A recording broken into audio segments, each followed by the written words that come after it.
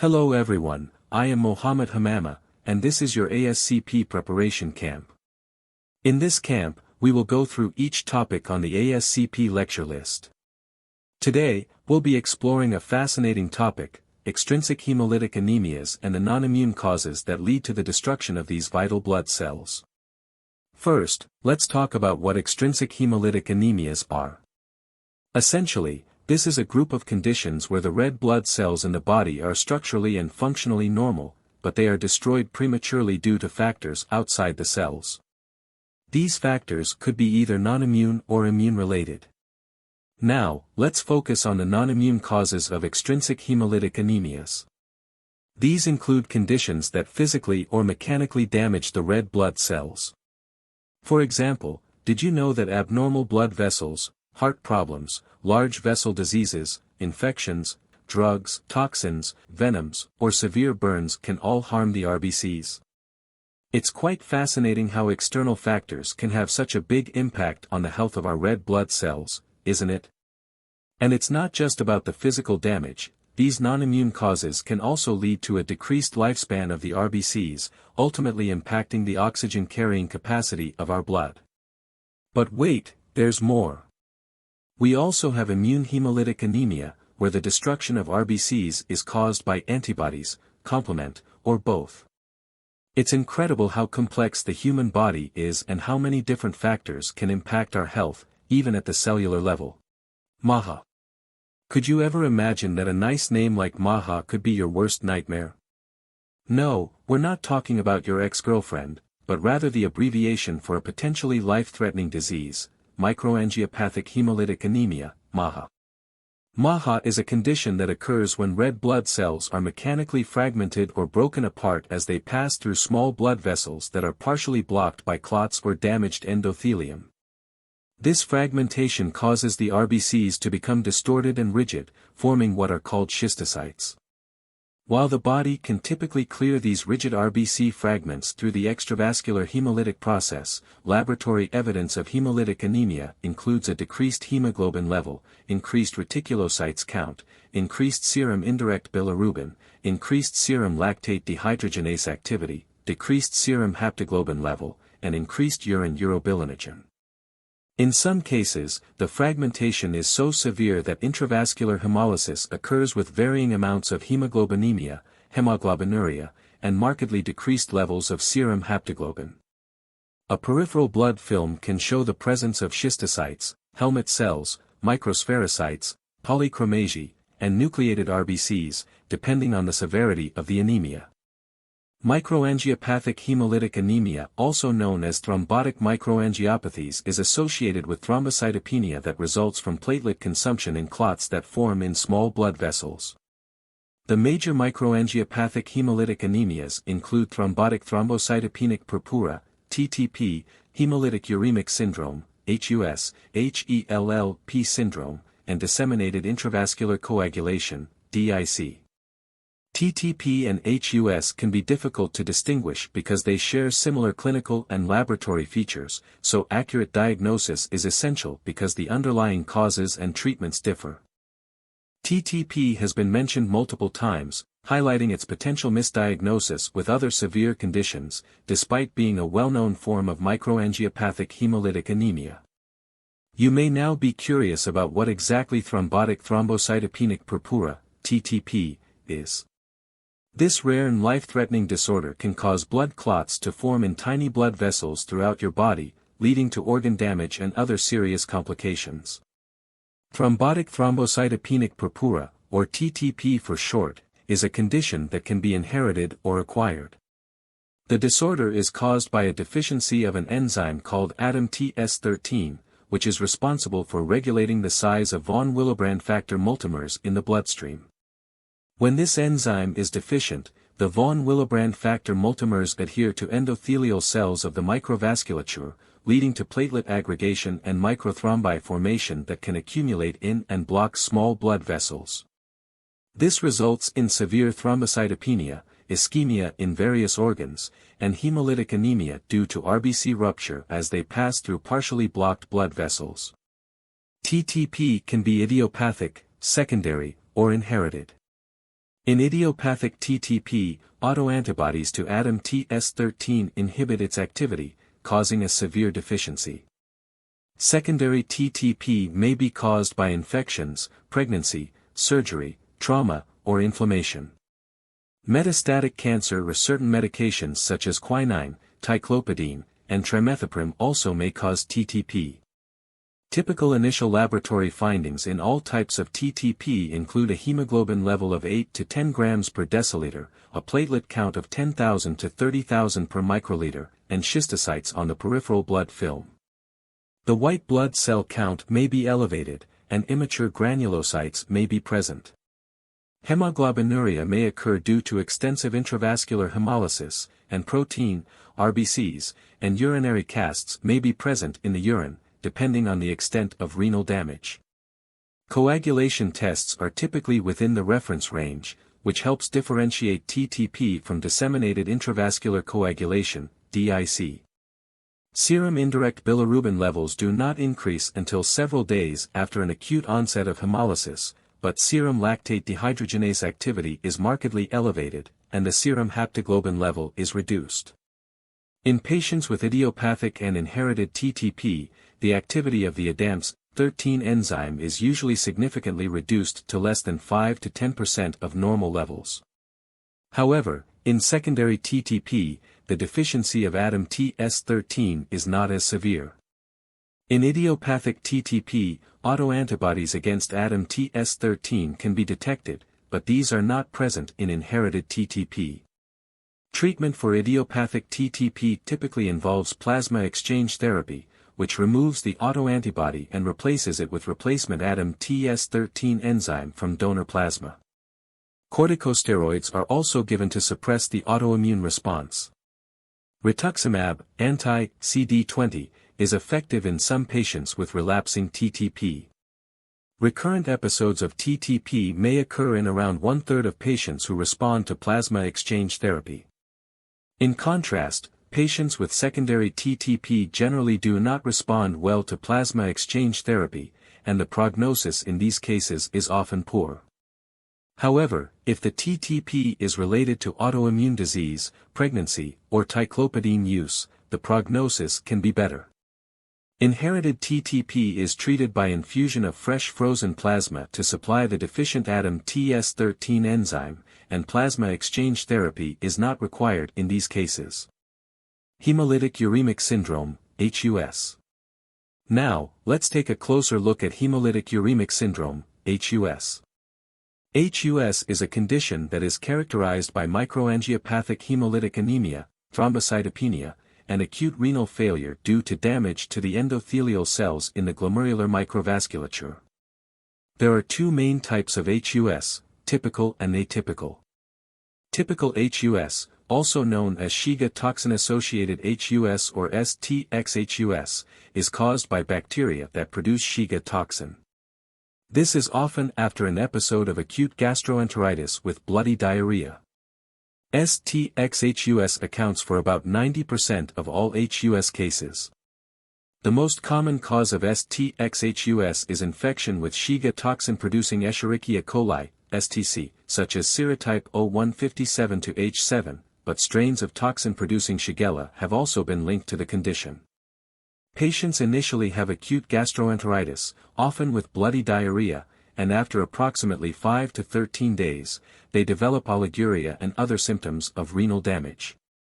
Neurologic symptoms can also develop in about 1/4 of patients. On the other hand, atypical HUS is caused by uncontrolled activation of the alternative complement pathway. It is a less common form of HUS, accounting for about 10% of cases, which can occur at any age. The main feature of atypical HUS is uncontrolled activation of the alternative complement pathway, which leads to damage of endothelial cells, activation of platelets and coagulation factors, and formation of platelet fibrin thrombi that obstruct the microvasculature of the glomerulus and other organs. In about 1/2 to 2/3 of atypical HUS cases, the condition is due to inherited mutations in genes that code for components of the alternative complement pathway or its regulatory proteins. In some cases, atypical HUS can be triggered by factors such as stem cell therapy, pregnancy, infection, inflammation, surgery, or trauma. Patients with HUS exhibit the typical laboratory findings of microangiopathic hemolytic anemia, as previously discussed, but the platelet count is only mildly to moderately decreased. The signs of renal failure are usually present, including an elevated level of serum creatinine, proteinuria, hematuria, and the presence of hyaline, granular, and RBC casts in the urine. Treatment for STX-HUS involves supportive care, such as hydration, dialysis, and transfusions, and symptoms usually resolve spontaneously in 1 to 3 weeks, with a favorable prognosis for most patients. Treatment for atypical HUS is challenging, with plasma exchange and plasma infusion having limited efficacy. Recently, eculizumab, an antibody to C5, has shown promise in improving platelet counts and renal function in atypical HUS patients and may become the preferred treatment. It is worth noting that differential diagnosis of atypical HUS and thrombotic thrombocytopenic purpura, TTP, can be difficult due to similarities in clinical presentation and laboratory findings. While plasma exchange is most beneficial for TTP, eculizumab is more likely to benefit patients with atypical HUS. However, current tests for ADAM-TS13 activity and DNA analysis for complement system gene mutations lack sufficient sensitivity.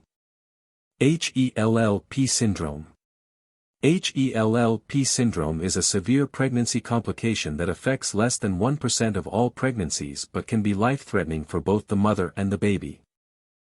HELLP syndrome is a severe pregnancy complication that usually develops in the third trimester, affecting about 10 to 20% of severe preeclampsia cases. The name HELLP is an abbreviation of its characteristic symptoms: hemolysis, elevated liver enzymes, and low platelet count. Although the exact cause of HELLP syndrome is not fully understood, it is believed to be related to poor blood flow to the placenta, which can cause the release of antiangiogenic proteins that block the action of growth factors. HELLP syndrome shares some symptoms with other microangiopathies, including anemia, evidence of hemolysis, and schistocytes on a blood test. The platelet count is typically less than 100,000 per microliter, with lower counts indicating a worse prognosis. Additionally, the serum lactate dehydrogenase and aspartate aminotransferase levels are increased due to liver injury and hemolysis.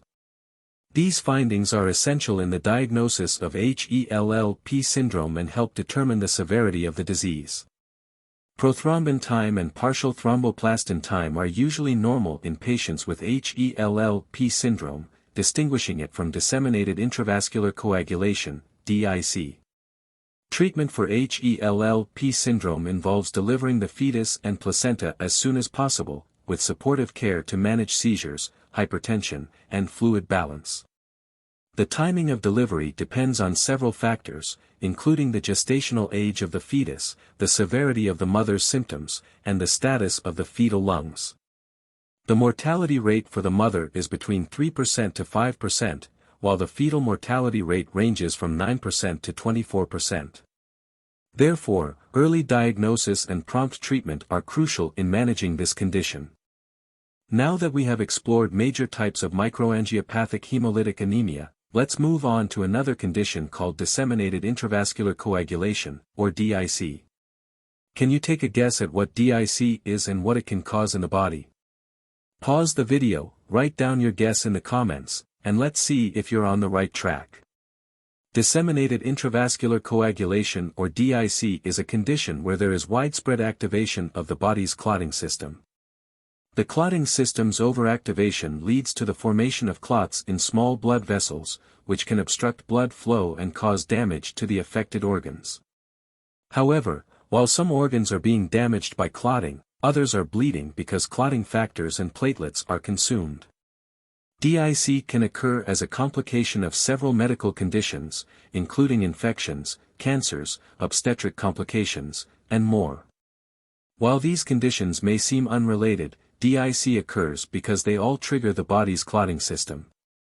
In DIC, the body's clotting system spirals out of control and leads to the overproduction of clots, leading to the characteristic symptoms of DIC. One of the key features of DIC is thrombocytopenia. The platelets are consumed in the formation of clots, so there are not enough of them left in the blood to help with normal clotting processes. Another diagnostic indicator is the presence of schistocytes or damaged red blood cells, which may or may not be visible on a peripheral blood film.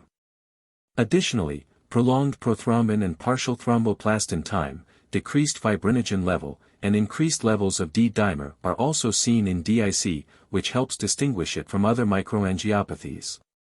Overall, DIC is a severe medical condition that requires prompt and effective treatment to prevent irreversible organ damage and death. Treatment depends on the underlying condition and can include the use of blood products such as platelets, clotting factors, and fresh frozen plasma, as well as the use of medications to prevent clotting. Before we move to the next part of our video, we want to hear from you. Which of these diseases do you find the most serious? Leave a comment and let us know. Don't forget to subscribe, activate notifications, and share this video with your friends. Our next stop in this video, we will discuss another type of hemolytic anemia, known as macroangiopathic hemolytic anemia. Specifically, we'll be talking about two types of hemolytic anemia: traumatic cardiac hemolytic anemia and exercise-induced hemoglobinuria. So, buckle up and get ready to learn. First up, let's talk about traumatic cardiac hemolytic anemia. Did you know that patients with prosthetic cardiac valves are at risk of developing this condition? That's because the turbulent flow of blood through and around the implanted devices can cause the fragmentation of red blood cells, resulting in schistocytes being present in the peripheral blood film. While hemolysis is typically mild, severe cases can occur due to paravalvular leaks in the prosthetic valve or cardiac valve disease before corrective surgery. Now, depending on the severity of the hemolysis and the ability of the bone marrow to compensate, patients may be asymptomatic or present with symptoms like pallor, fatigue, or heart failure. Doctors typically run blood tests to diagnose this condition, which will show elevated levels of serum lactate dehydrogenase activity, serum indirect bilirubin, and plasma hemoglobin, while the serum haptoglobin level is decreased. Severe cases of hemolytic anemia can also cause hemoglobinuria, which is the presence of hemoglobin in the urine. But don't worry, there's hope for patients suffering from this condition. Treatment for severe anemia may involve surgical repair or replacement of the prosthetic valve, and iron supplementation may be necessary for patients with hemoglobinuria. Additionally, folic acid supplementation may be required due to the increased erythropoietic activity in the bone marrow. So, there you have it, everything you need to know about traumatic cardiac hemolytic anemia. Stay tuned for our next segment, where we'll dive into exercise-induced hemoglobinuria. Now, let's shift our focus to another intriguing condition called exercise-induced hemoglobinuria. It's a rare occurrence that can happen to some individuals after engaging in intense physical activities like long-distance running, cycling, or swimming. During these strenuous exercises, the breakdown of red blood cells can take place, leading to an increase in free plasma hemoglobin and a decrease in the level of serum haptoglobin. While the exact causes of exercise-induced hemoglobinuria are not fully understood, factors such as mechanical trauma, oxidative stress, and changes in membrane cytoskeletal proteins due to exercise are believed to play a role. The good news is that exercise-induced hemoglobinuria usually doesn't result in anemia. However, in severe and recurrent cases, it can eventually lead to anemia. When diagnosing this condition, doctors may observe slight increases in mean cell volume and respiratory count, as well as hemoglobinuria after intense exercise. Unlike traumatic cardiac hemolytic anemia, schistocytes are not typically present in the peripheral blood film, except in rare instances. Diagnosing exercise-induced hemoglobinuria involves ruling out other potential causes of hemolysis and hemoglobinuria. It's important to investigate and exclude any alternative underlying conditions. At present, there isn't a specific treatment for this condition. However, there are practical measures that can be taken to manage it. Minimizing the physical impact on the feet by using padding in shoes, opting for softer terrain during exercise, or even discontinuing the activity if hemolysis becomes severe can be beneficial. So, if you're a fitness enthusiast or someone who engages in demanding physical activities, it's crucial to be aware of the possibility of exercise-induced hemoglobinuria. Stay up to date with our latest videos by hitting that subscribe button and activating notifications. Be the first to know when we release new and exciting content. Don't keep all this valuable information to yourself, share this video with your friends who might find it interesting and beneficial. If you have any questions or comments, feel free to leave them down below. Until next time, take care and goodbye.